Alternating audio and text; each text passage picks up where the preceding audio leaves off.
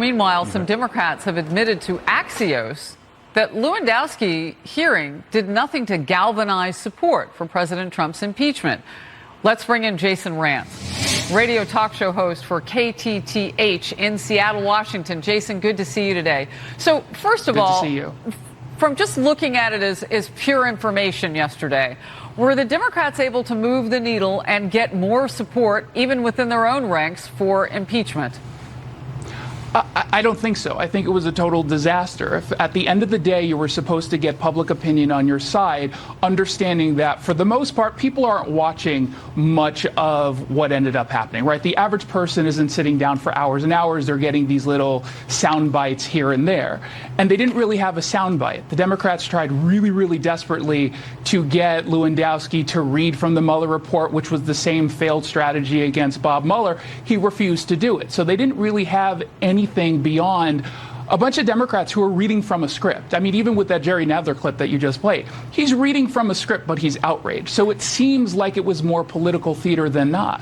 Well, speaking of scripts, at one point, Nadler pressed Lewandowski for volume 2, page 90.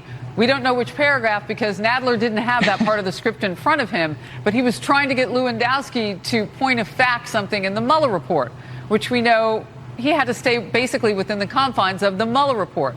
Did we get another dramatic reading of the Mueller report? I don't think there was anything dramatic on the side of the Democrats yesterday. I think probably the best cross-examination, if you will, was from Hank Johnson. But again, I don't think that's what the media is going to be focused on or the people are going to be focused on. They're going to see that Lewandowski was kind of a smart aleck and he wasn't making it easy for the Democrats to move forward with their impeachment. Again, if they were thinking that Corey Lewandowski was going to deliver some kind of damaging remark against the president, they didn't get that yesterday. And so at the end of the day, what exactly did they get? So why does Alexandria Ocasio-Cortez, Congresswoman, see it so differently? Here's what she said at the hearing. It increases the case for impeachment. What is she looking at through her prism that is so different from what everybody else is seeing at this point on the other side of the aisle? Well, she's looking at a mirror that tells her every day that what she says is actually important and fact. She's surrounded by an echo chamber. The fact of the matter is yesterday certainly didn't get people who are hardcore supporters of impeachment changing their position. Sure. And it certainly didn't get anyone who was a hardcore opponent of this. So it's what happened down the middle. Down the middle, people were not going to be moved by what they saw yesterday. It's just a talking point. Jason, before I let you go, we do know that there is a possibility Corey Lewandowski may run in the state of New Hampshire. And so what calculation do you think the Democrats are making? And did this help Lewandowski yesterday? It probably didn't help Lewandowski. I think the one talking point from him that probably is going to come back to haunt him, especially since he's doing television interviews, that he has, he's basically admitting that sometimes he fibs on television and he doesn't owe anyone the truth in the media. I thought ultimately he had an interesting point of they don't treat him fairly. But if you've already said that on TV, I feel like the attack ads are pretty clear what they're going to do. You admitted to lying. You're not going to be honest here on the campaign trail.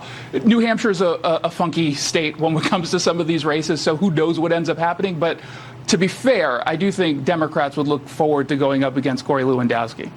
Democrats, again, today, taking their rounds, talking about impeachment of Kavanaugh, impeachment of the president. What is the fascination with impeachment politically? Well, I think they're trying to play into the base, and the base clearly is anti-Trump from the Democratic Party. The question is, are they doing that to a point where the folks who are moderates, who are sort of standing on the fence saying, you know what, I don't necessarily like Trump's rhetoric, but I do kind of like the direction of this country. I like that I'm making more money. I love those tax cuts. I like what's happening. And then they look to the Democratic Party. Not only are they pushing impeachment, but they're going further and further and further to the fringe left. That's just going to push them to the side of Donald Trump. So they're doing this at their own peril, ultimately.